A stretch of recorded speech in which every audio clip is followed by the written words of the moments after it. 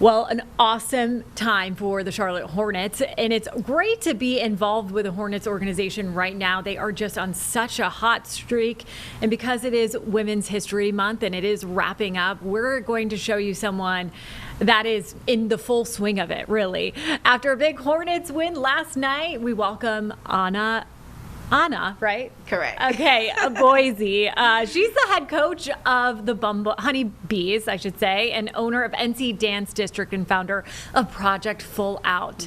Ana, thank you so much for being here. Thank you for having me. I'm super excited. Yeah, we were just saying, earlier, what an exciting time to just A, be in that arena, but B, to be involved in all of this. What is it like there?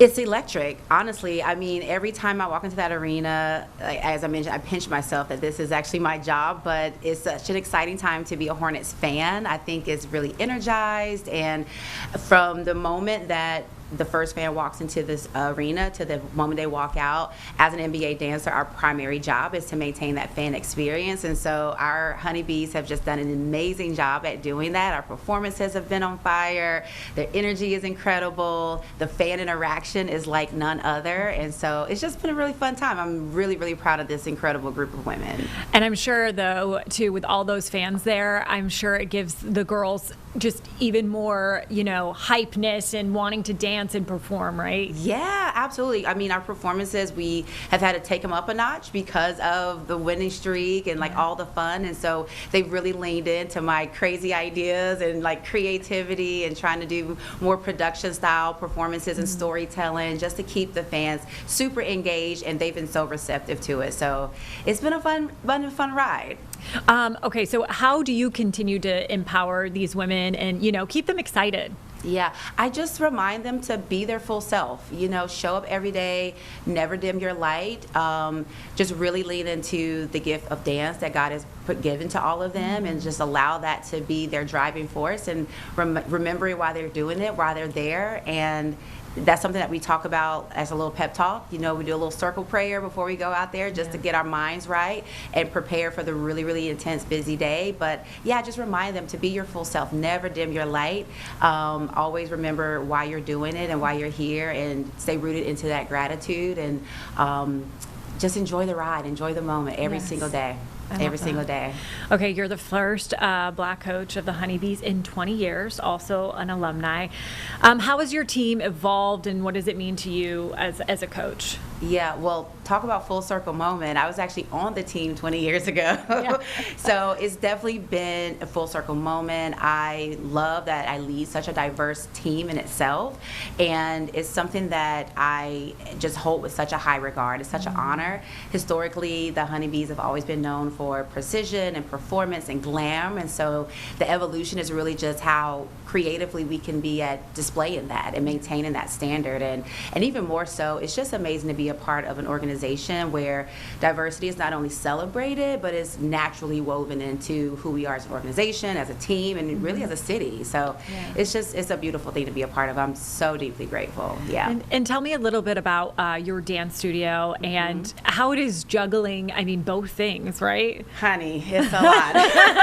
And talk about an intense season, and the studio, so it's like my child. We turned 15 years old in October, and it was such a joy to see it evolve into where it is today. I opened a studio 15 years ago because I felt there was a void of an establishment where aspiring dancers can continue their career outside of just the normal kid studio. And so as an NBA dancer, as someone that was really interested in getting into the business, into the industry, I wanted to create an environment that was supportive but also provided quality instruction. And so our mission is to create countless opportunities for local dancers to train, perform, and live out their dreams. And so that has been the driving force with the studio. And we have girlies in their 20s all the way up to their 60s coming through the studio and having a blast. And so it's just been a beautiful thing to watch. And also, on top of that, you also have a nonprofit, Project Full Out. You are a busy, busy girl. Yes, honey, I'm a busy bee. Yes, I am. Tell us a little bit more about that.